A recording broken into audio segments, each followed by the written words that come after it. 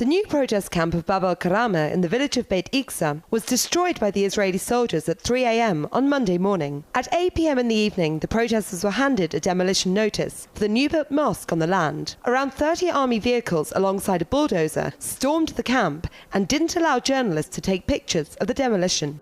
The whole camp were given a curfew. The road at the checkpoint was blocked off. All the people went to protest at the checkpoint. When I went to Bab al-Karama, there were around 28 jeeps, 3 busloads of soldiers along with the bulldozer. All of the protesters were pushed to the side and the bulldozer demolished the entire land. Activists described to Press TV how the Israeli army pushed them away from the site. With the soldiers, and the soldiers took us about 30 meters down the hill behind me. And they surrounded us and they forbid anyone to take their cameras out and take any photos. And they sort of just surrounded us while they were doing that. Some men came and dismantled the tents and the bulldozer demolished the mosque. And then after that we stood around for maybe about 45 minutes while they're doing that. And while that was happening, they took our passports. And I think they took down the details of everyone's identification.